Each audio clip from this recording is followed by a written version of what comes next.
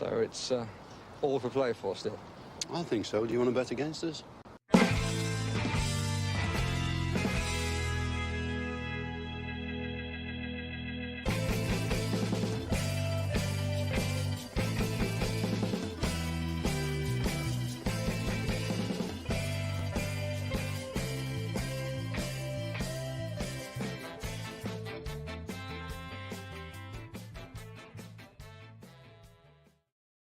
Hi, villains, and welcome to For the Love of Paul McGrath podcast. I wanted to pop on because Marcos Alonso has been linked with Aston Villa today. He was linked 2 days ago as well, I think. But he was linked with Aston Villa today. This is a pre-recorded podcast just for anybody who's wondering, who's tuning in. But I wanted to chat about Marcos Alonso very quickly because the first thing that came to my mind was why. That was the question that came to my mind: is why would we sign Marcos Alonso? And I've been digging into it for the last 4 or 5 days since we were originally linked with him, and I think it's a really interesting link. I think there's a couple of things in it. He's somebody who's definitely gettable. He is Barcelona need to free up spaces within their squad to bring in players. Marcos Alonso obviously was brought in there last year, and they're looking to free him up. And he's somebody who knows the Premier League inside out. And I was thinking an awful lot about this, thinking an awful lot about him as a player, about his age demographic. I was thinking an awful lot about maybe why we would want to bring him in.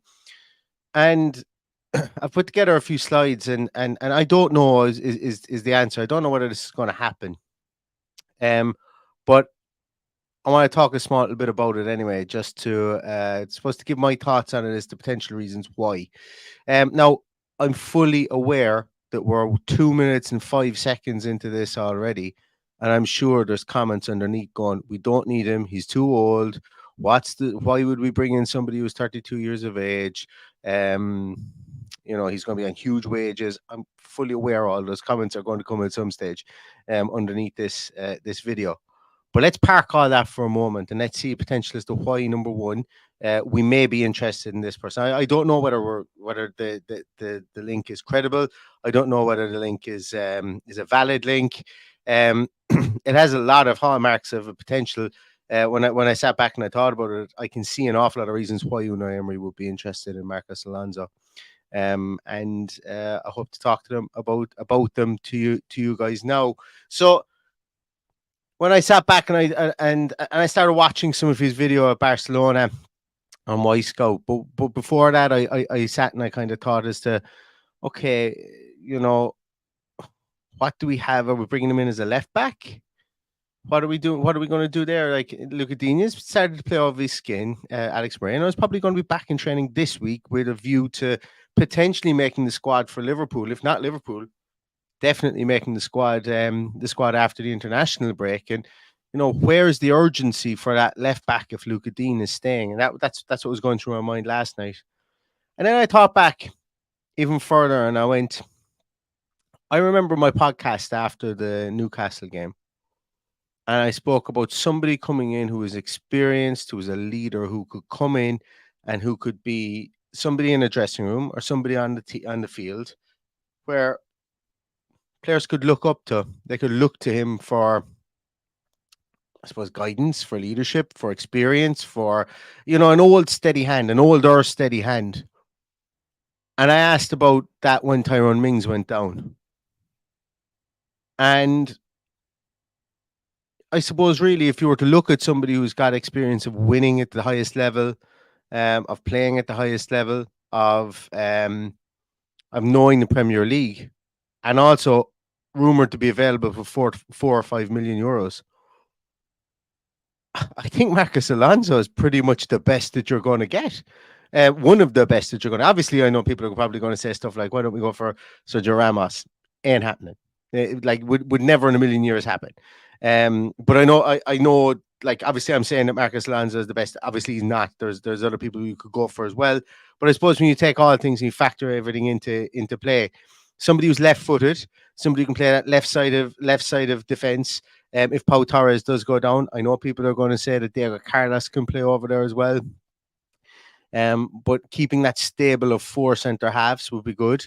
If we were to get rid of Luca Dean at some stage, and when I say rid, I don't mean that in a negative way. If we were to move on Luca Dean at some stage, if he decided he wanted to go over the next few weeks before the end of the transfer window, Marcos Alonso could come in here and could command both of those positions. Now, initially, my thoughts were 32-year-old playing left back if he needed to, or 32-year-old playing left centre half. Marcos Alonso last year for Barcelona, and granted Barcelona won the league at a canter, but last year Barcelona had an unbelievable record in defence. Unbelievable record last year in defence. And just as I as I said it, the number went out of my mind because I had memorized the number, because I don't like looking up things here on the streams. But I had memorized it and I can't remember it now. So I'm going to try and see if I can look it up here as I talk to you. But they had a fantastic goals conceded record last year. You know, their defense was rock solid. Xavi got them playing rock solid football last season, and Marcos Alonso was part of that.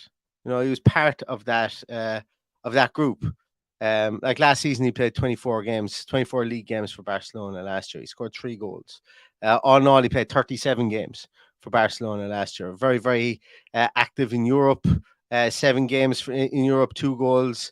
And he had 24, as I said, 24 games in the league, and had 5 games in national cups as well. So, you know, he hasn't shown signs of slowing down, if that makes sense, from a defensive point of view, as in he's still as good a defender as you're probably going to find for 5 million euros. And somebody to come into this team, like, we're not looking for a massive long-term replacement in this team. So, like, if we were to bring somebody in, they could cover 2 positions while also being that leader, that as I said, that experienced head in the dressing room. For 5 million euros, Marcos Alonso would be absolutely fantastic. You know, plenty of Premier League experience between time he's played at Bolton Wanderers, times he played at Sunderland, 154 league appearances for Chelsea. You know, the guy isn't going to lack for experience in the league. He can come in, he can hit the ground running, and I just think I think he would be. I think people are going to would be underwhelmed if we signed him. I can completely understand that. Completely understand that people would be underwhelmed if we signed him, but there's a certain type of smartness to it as well. You know, granted, he'll be 33 on the 28th of December. There's a certain type of smartness, and the reason I say that is because I'm wondering if anybody is. I wonder if anybody mentioned there that maybe, you know, what does he bring that Tyrone Mings brought to the team apart from this leadership piece? And when I looked at his statistics last year playing for Barcelona, I was actually blown away by some of the statistics he had. Now, his passing statistics, obviously playing with Barcelona, they're going to be high. They're really, really good. And let me bring up his slide deck here now in a moment, because I want to show him in comparison to left backs and as well to centre halves. So, looking first of all, I think if you want to look down there at his heat map, looking there at his heat map, we can see that he played more left centre back last season, played in a back 3 as well.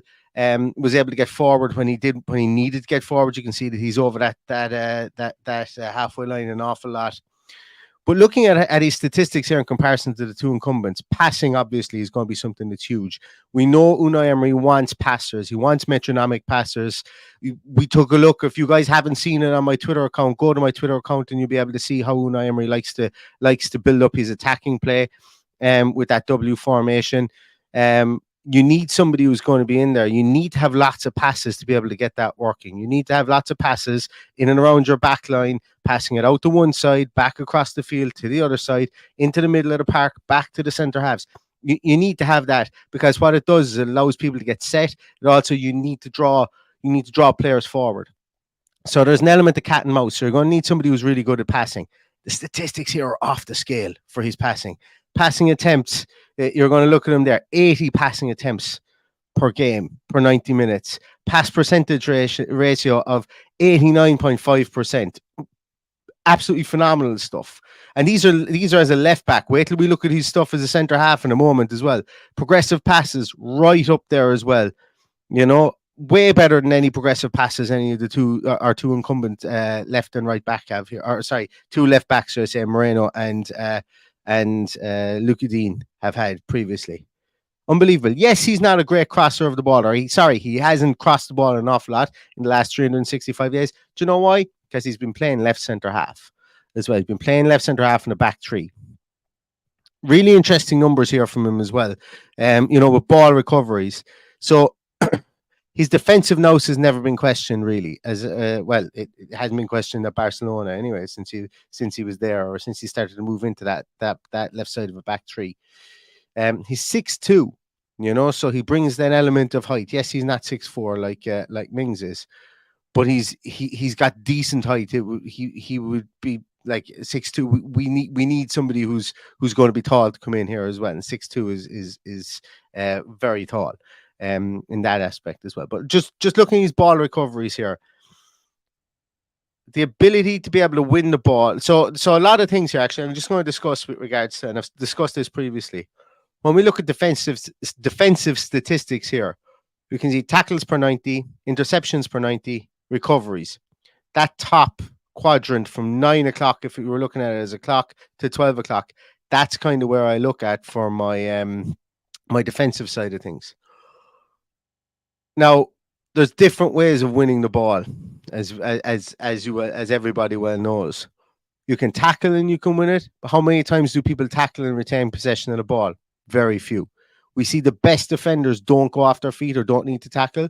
We see the best defenders win those duels standing up or getting a position to intercept passes. And interceptions here are different to ball recoveries, but getting positions where you can run players into areas they're not comfortable and take the ball off them, that wouldn't count as an interception for these statistics as well. So the fact that he's got low tackle rate, the fact that he's got a comparable interception rate to Digne and to Moreno, but the fact that he's got a huge ball recovery rate here leads me to think, like, if anybody's worried about his speed, if anybody's worried about his turn of pace, it's how many centre halves or how many defenders have you seen, even in the Premier League, that have had that first two steps in their head? Marcus Alonso knows how to defend, is essentially what I'm saying here. So sometimes you can get all hung up in, he gets skinned for pace. Now, people are going to start talking about the high line. That might be a concern. I don't know how. I don't know how he would fare in that. That is a fair concern. But the fact of the matter here is, with somebody like Marcus Alonso, if we're relying on him to come in and play 40 games a season or 30 games a season because we get another injury, we can do that.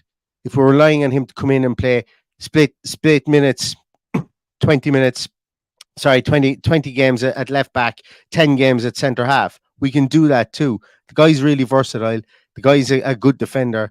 He would be a leader in the dressing room. And, as I say, he's still doing it at 32, soon to be 33 years of age as a left back. Now, let's look at him as a centre half. And this is where my mind kind of started to blow a small bit, because I didn't expect him to be as comparable to Tyrone Mings from an output point of view, from a statistical output point of view.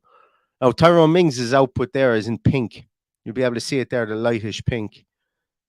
And when we look at the aerial duels part, that's the bit that really blew my mind. The one thing we miss with Tyrone Mings is his ability to win a header. Marcus Alonso comes in at the exact same rate, winning of aerial percentages, aerial duels won. 70% of aerial duels won. He's a far better ball recovery rate. He's a better tackling rate, which, remember when I said before, good defenders, there are defenders who are tasked with tackling, there are defenders who are tasked with standing up players and ushering them into different areas. So the only real area that Tyrone Mings has a vast difference in here is the interception rate. But that arguably is counteracted by Marcus Alonso's recovery rate. Now, I completely understand as well that Marcus Alonso may not have had to do as much defending playing with Barcelona. Obviously Barcelona are going to dictate games, they're going to dictate possession, they're going to dictate the time in possession. You know, so the opposition won't have as much time with the ball. So that's going to be something that would be interesting from that point of view. But all in all, I think, look, listen, the Marcos Alonso piece, it's an interesting one. I'm just thinking about it. I don't know whether I am yay or nay this signing yet. I think based on the statistics and what I've seen, I would be pro this signing based on what I've seen. If it was somebody to come in and cover those two positions and offer that leadership within the dressing room, I don't know if Marcos Alonso wants to do that. I think he's got. I think at 32, 33, he still thinks he's got gas in the tank, and he does because he's still performing really well. But I think if Unai Emery did want to sign him and was giving it consideration, I think as a fan base, we should probably look at this one as maybe short-termism and give it that consideration as well, because not every player has to be 22, 23 with their whole career ahead of them. What Villa have lost in Tyrone Mings, they arguably need to replace. And replacing that, as you can see here, the statistics in front of you, plus the fact that this guy is a winner's mentality, he's won a lot of trophies in his career, is something that he could bring to the dressing room as well as what he brings on the field as well. So that's a small bit on Marcos Alonso. Just a little bit of, as I say, my thoughts as to why we might be interested in him. I don't know whether there's any truth to this or not. Drop a comment below if you think there is any truth to this at all. You may think that everything I've said here is complete and utter nonsense. Well, that's fine. That's what the internet is for. It's for discourse. But as I say, we will see how the last few days of this transfer window does pan out. We've got a few more days left, and I'm sure that Villa will be busy and busy on incomings, I think, as well as tying up the deals for those outgoings as well. So thanks very much, everybody. Hope you've enjoyed this. In the meantime, we will be back. Stay safe, stay healthy, and all that's left to say is up the Villa.